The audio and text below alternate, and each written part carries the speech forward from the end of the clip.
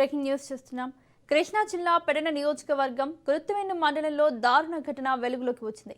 చిన్న గొల్లపాలెం గ్రామ పరిధిలో చేపల వేటకు వెళ్లిన ఇద్దరు వ్యక్తులు అనుమానాస్పద స్థితిలో మృతి చెందడం కలకలం రేపుతోంది.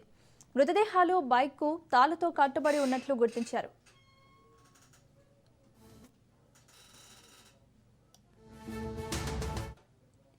మృతి చెందిన వారిని శెట్టి సుబ్బన్న, గొలుసు అయ్యప్పగా గుర్తించారు. వీరిద్దరూ మామ అల్లులుగా స్థానికులు చెబుతున్నారు. కొత్త కాలువ మొగలు మృతదేహాలు లభ్యం కావడంతో ఘటన మరింత అనుమానాస్పదంగా మారింది.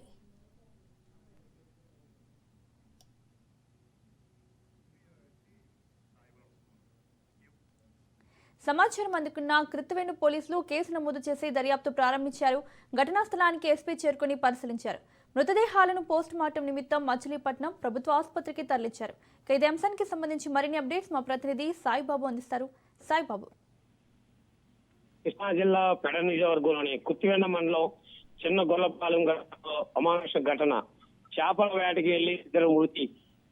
బైక్ తాళతో కట్టి ఉన్న మృతదేహాలను దర్శనమిచ్చాయి. మృతి చెందిన వ్యక్తులు సుబ్బన్న, గొలుసు అయ్యప్పగా ఇద్దరు మామ అల్లులుగా గుర్తించిన స్థానికులు.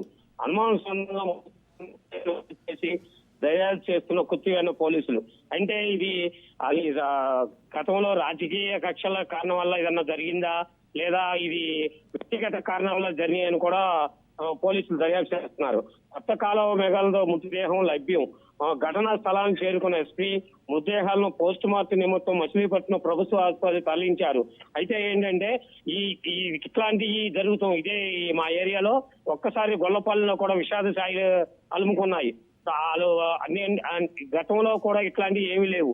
అయితే ఒక్కసారి జరగటం వల్ల ఉలిక్కిపడిన గ్రామస్తులు, అంటే ఇది వేటకెళ్తమే తెలుసు కానీ ఇట్లాంటి రెండు బళ్ళకి బైక్ కట్టి మామాళ్ళను కట్టేసి లోపల పడేస్తాం, ఈ ఒక్కసారి ఫ్యామిలీ కూడా దిగ్భాంతి చెందింది. అయితే ఇట్లాంటివి జరగకుండా చూడాలని కూడా గ్రామస్తులు కోరుతున్నారు. ఎందుకంటే ప్రశాంతంగా ఉన్న గ్రామంలో ఇట్లాంటివి జరగటం వల్ల ఇది చాలా దురదృష్టం అని కూడా చెప్పవచ్చు. ఎందుకంటే ఇట్లాంటి వాటిపై పోలీసులు ఉక్కుపాదం మోపి మళ్ళా ఇట్లాంటివి జరగకుండా చూడాలని కూడా గ్రామస్తులు మరియు ప్రజలు కోరుతున్నారు.